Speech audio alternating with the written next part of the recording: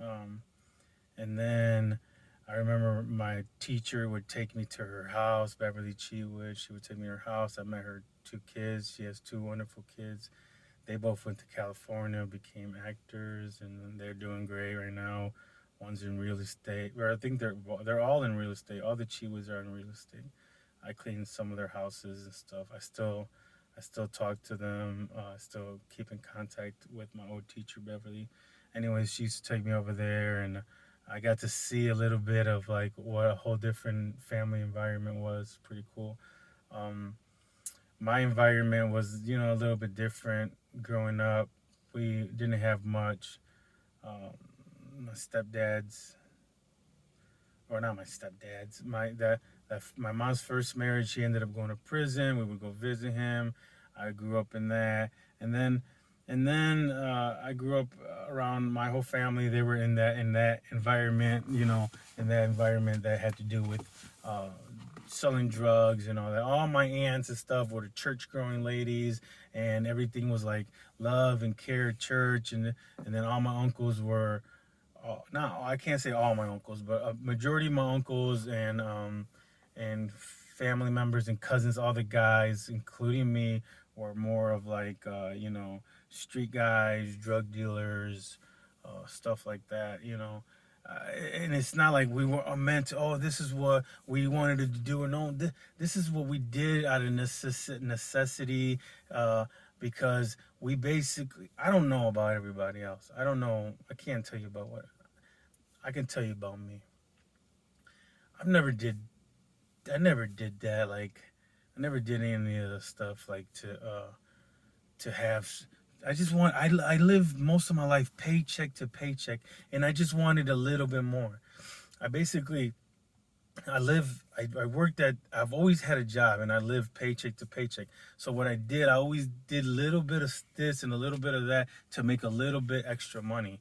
And then I got caught up and I went to prison and I regret the shit out of it. The whole time I was in prison, I was like, I don't know why I did any of that shit, because all that shit didn't do nothing. It just brought me stress. It brought me problems. Doing that stuff just brings more problems than anything. Anyways, let's get back to what we were talking about. So, growing up, Miss Chewood would take me to her house, and I seen a whole new life, a whole new thing. So then, you know, I my stepdad went to prison, and my mom ended up, meeting her new husband, which is Abeto, which is my stepdad now, the man that's been in my life for like the last 25 years, the man that I basically say that taught me everything I know how to be a man is my stepdad Abeto. He's the one that taught me how to not don't run away from your family. He taught me how to stick around, be here, come home, help your wife with the dishes, help your wife with the laundry. When your wife wants a bedroom painted, don't argue with her, just paint it, even though she's arguing with you the whole time about the color that she picked.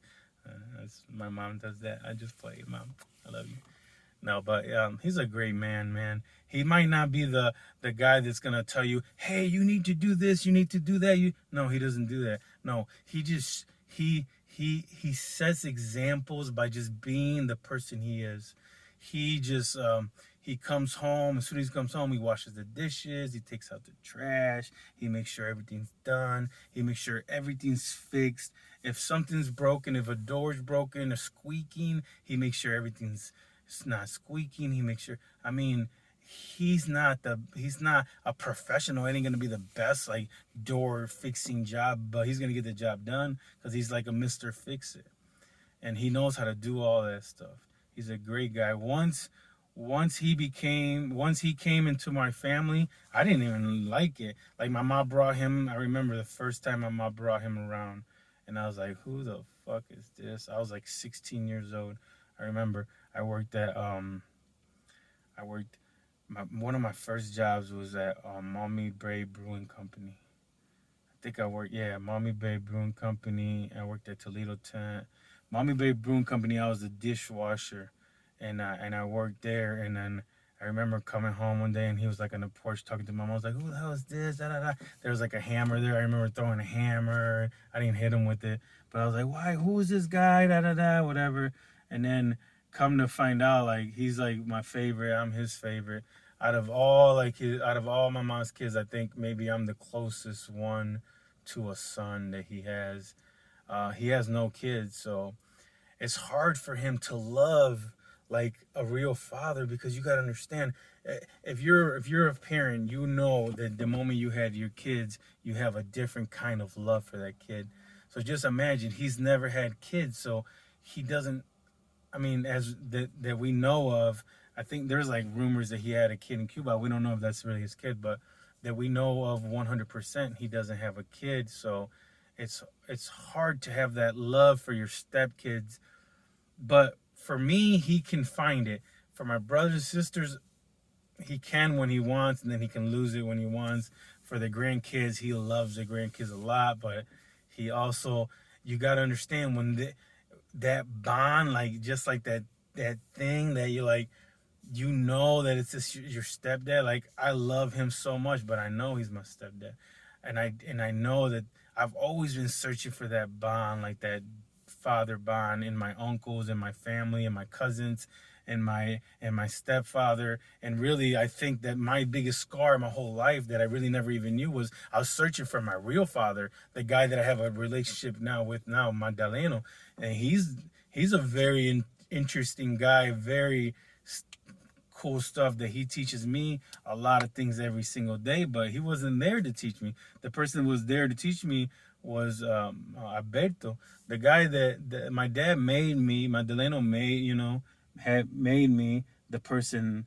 I mean, he created me, but the person that I am today, I have to put it more on Alberto, like, because I bet those the one that, like, every day I seen, because the thing is, people can tell you shit all the day long, but you have to see. When you see an example, that's when you really don't just tell people what to do. Tell people to show people.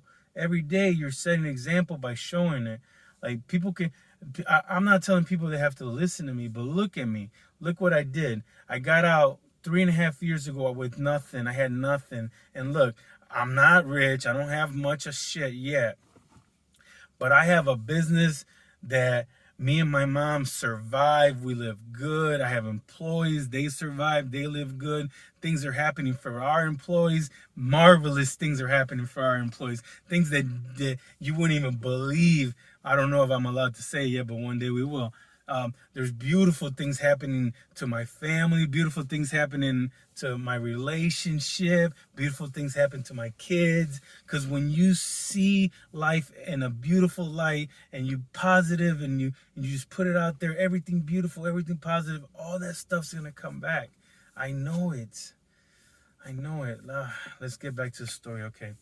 What was I even saying? I don't even know how I got from like my story of my life to all that. I don't know, but okay, let's reel it back. I was talking about Alberto, my dad. Okay, yeah. So when Alberto got into my mom's life, that's when things started smoothing out. He started like fixing the house. He started like teaching us, by example, teaching us how to become men. Um, you know, and then learning, and then I was 16. I started getting jobs. I worked at Toledo. I worked at Mommy Bay Brewing Company. I worked at Toledo Tent. From Toledo Tent, I went to I worked Mommy Bay Brewing Company. Oh man, I lived in Florida. Man, one time, like, okay, high school. This is crazy. This is before all this stuff. Hold on. Let me rewind. Before one time, like, my brother-in-law Mike got into a fight with somebody in high school. We were in high school, and my mom got like, it sounds like Fresh Prince. And my mom got scared and sent me to Atlanta to live with my cousin, but he wasn't a millionaire. No, but yeah, my mom was like worried about these guys that fought with Mike and all this and all that. So she sent me to live with my cousin in Atlanta, and I lived with my cousin in Atlanta, and it was crazy. Some crazy shit happened over there in Atlanta. I lived with my cousin in Atlanta, and it was like some. I was like 15, I think, 15, and then was living there, and my cousin. Let me think of this, man, because this is some. It was like some a little traumatizing kind of type of deal thing that happened to me when I was like young, but not really because I kind of liked it, but never really talked about this to in public like this. This is crazy. Let me think about what happened to me. Um, so I live with my cousin, and he was a waiter, right? He was a waiter in Atlanta. He worked at these like fancy, like top notch restaurants where you had to wear white gloves, and if the white glove got dirty, you took it off and you put a new white glove on.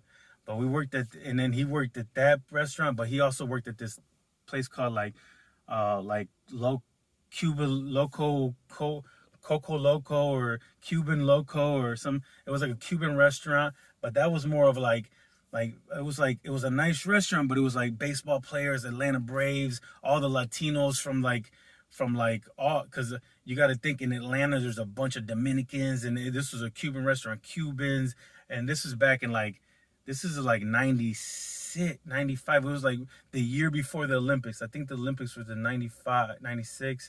So it was, I remember the sign, it was like 365 days until the Olympics. And then he used to take me to work with him, and I was a dishwasher in the back. I wasn't allowed to. It was like slave labor type shit. Who knows?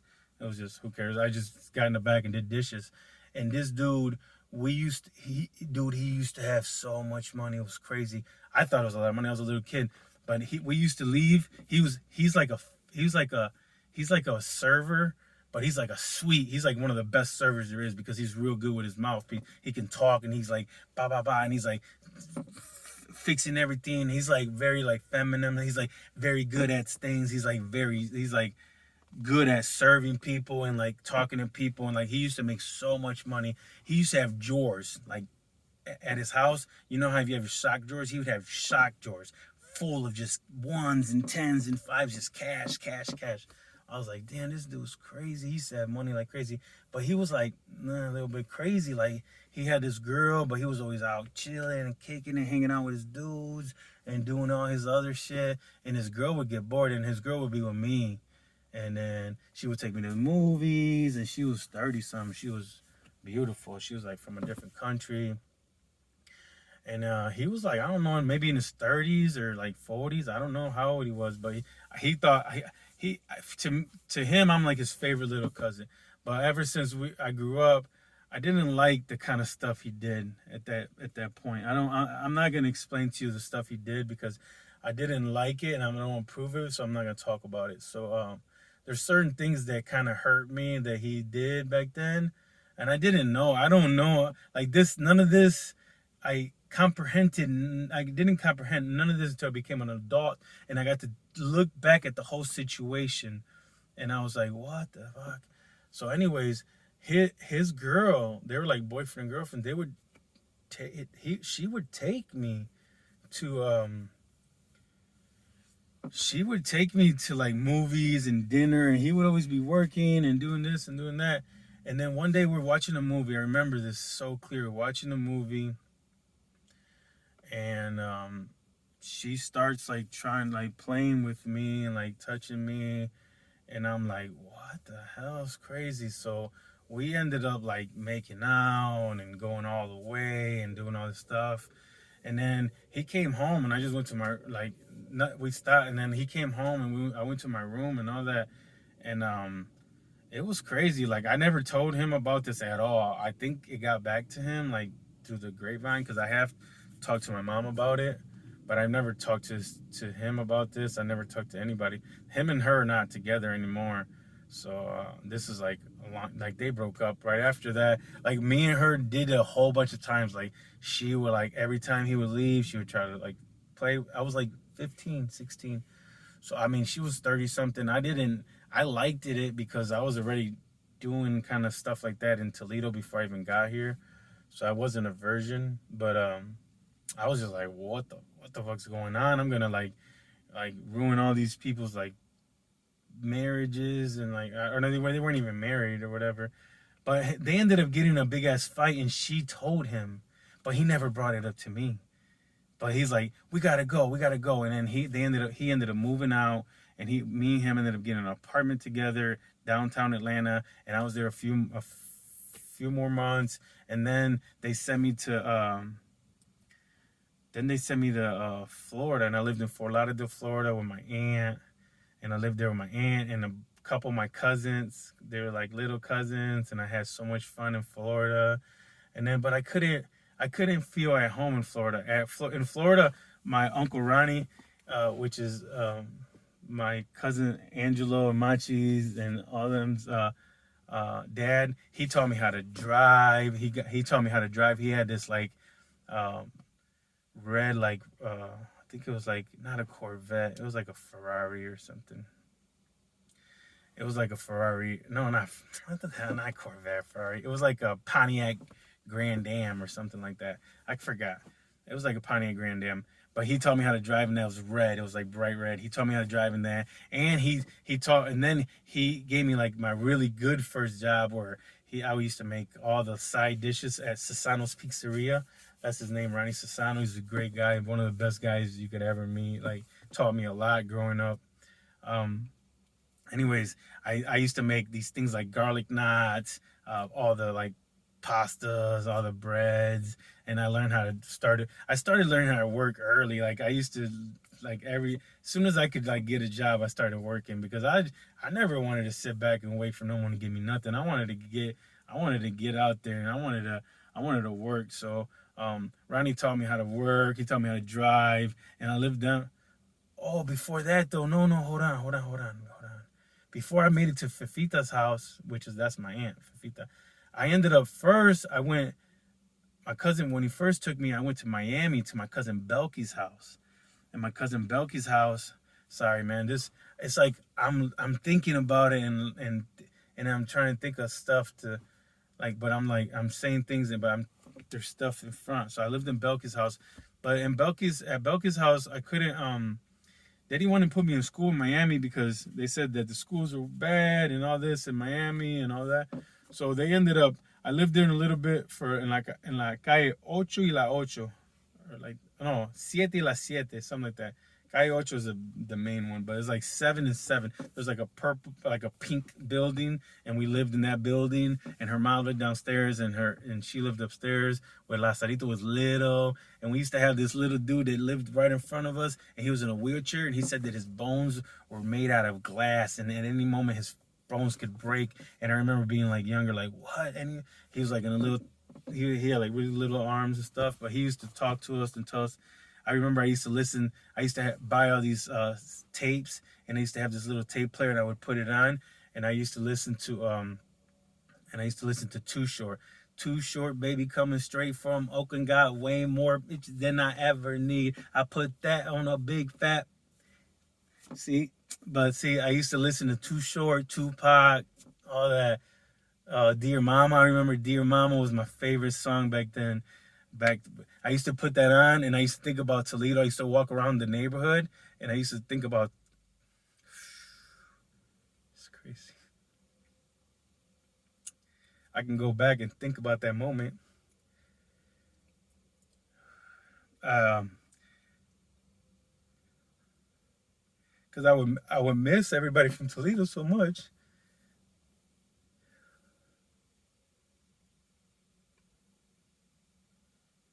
I'm a very sensitive person, and you guys are gonna get to know me for sure.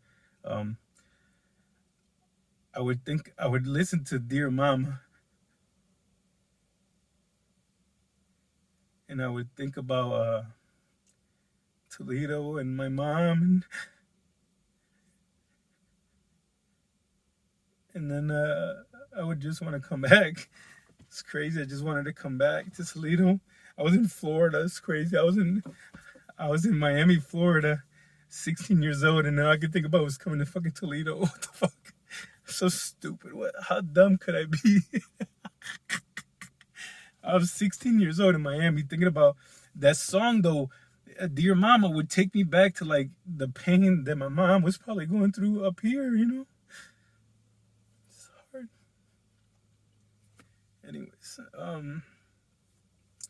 so then I couldn't go to school in Miami. And then my cousin Belkis talked to my Aunt Fefita, and they moved me to Fort Lauderdale. And that's when I moved to Fort Lauderdale, and I started going to Fort Lauderdale. I went in Fort Lauderdale. I lived. My cousins lived there. I had a bunch of cousins, Eliu and Obed and Yu, yeah, yeah, and all of them, like a bunch of like cousins that lived in Fort Lauderdale, and I got to hang out with them,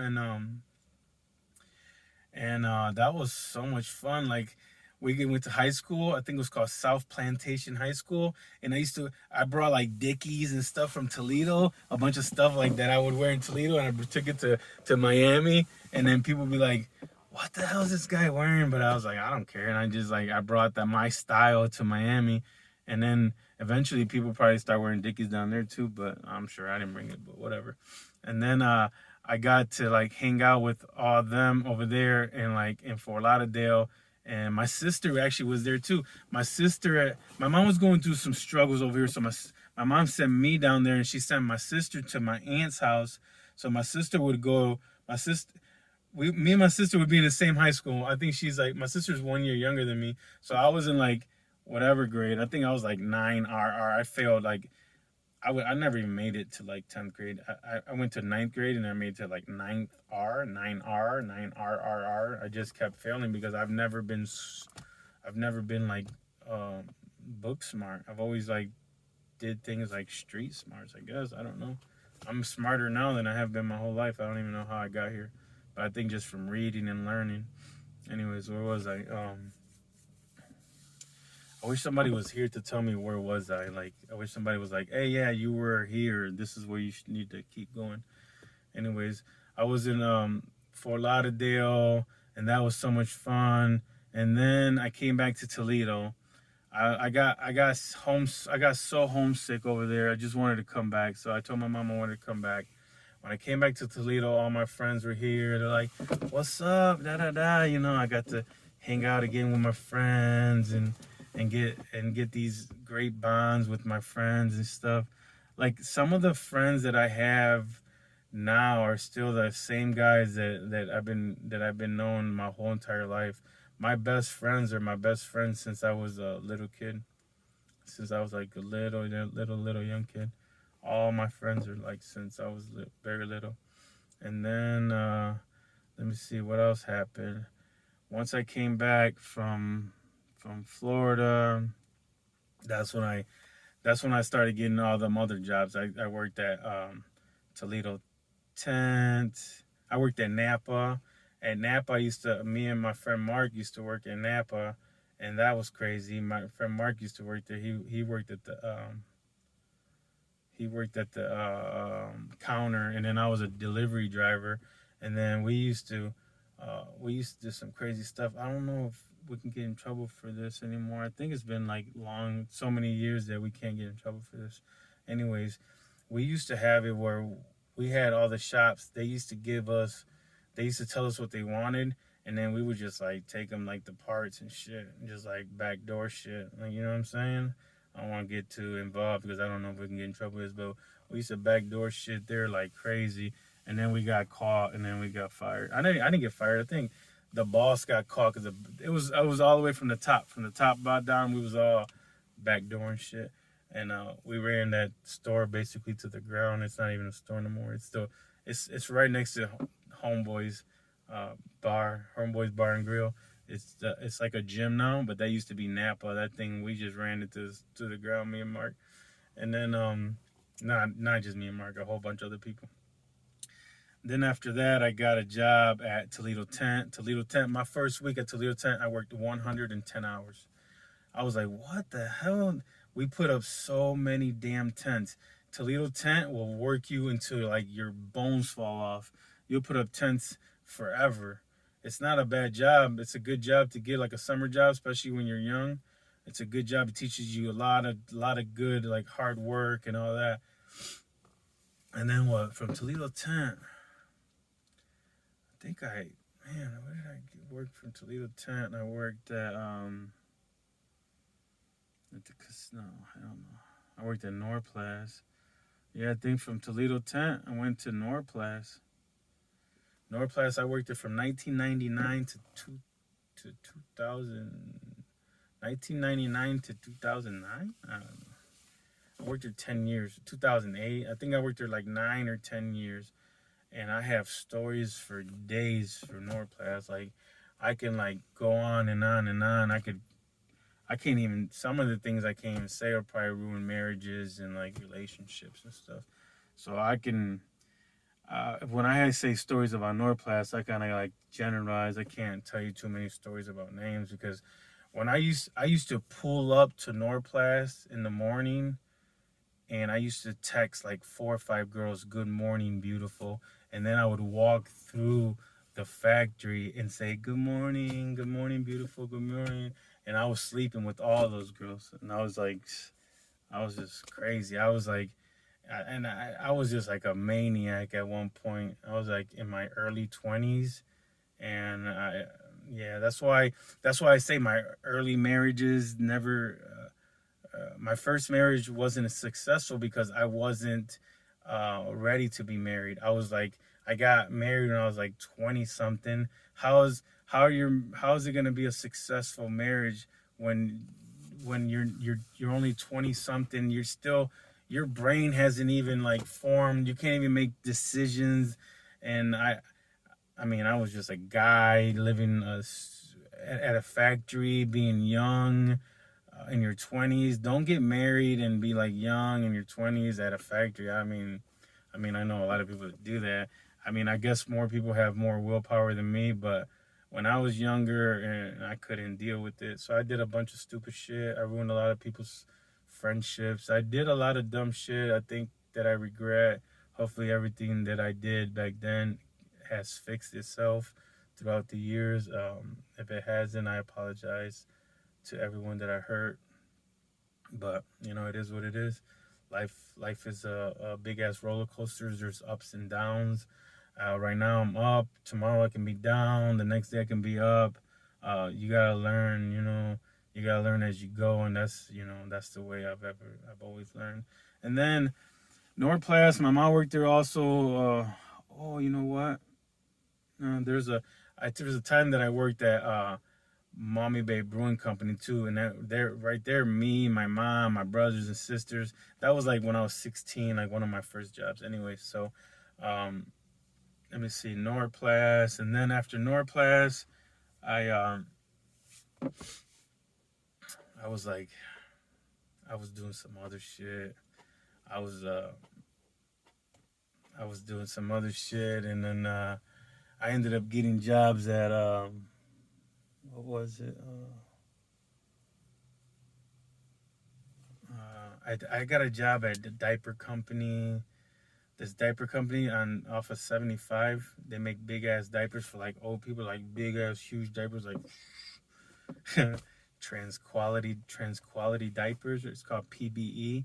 They make socks and diapers, and I worked there for I think about a year or something. But then the manager in the back, he was like always like being on my case, and like he was more worried about me than anybody else, and he was always worried about what I'm doing more. So one day I just cussed him out and I left. That sucks. I I I'm a very calm dude, but I can only take so much, and then one day I just blow up, and that's like kind of like this. And anyways, sometimes I just can't take like when people harass me. I just end up one day just blowing up. Well, this video is about a half an hour. Then I'm gonna post this one, and then I'm gonna keep going with my story where I left off here, and then I'll just keep going. I don't want to make these like super super long, and then I don't want to get everyone super bored. I'm gonna do these like a half an hour until I get my whole podcast interview everything going.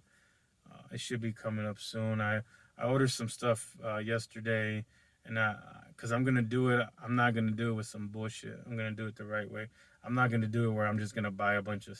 I was gonna do it where I buy stuff on Marketplace and I do it cheap, but I mean, my one video got 100 views. Like I might as well get it going. I mean, 100 views ain't nothing, but 100 views is 100 people actually spending their time to watch your video. So I might as well spend my time to make a good video. I'm not gonna have 100 people watch my video and then have 100 people waste their time on some bullshit ass video like I made that first one.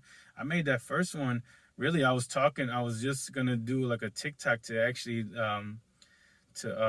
just kind of like a TikTok about that podcast that I watched about Mud Talks, how it motivated me, and I was like, you know what, I'm just gonna start this as my pod.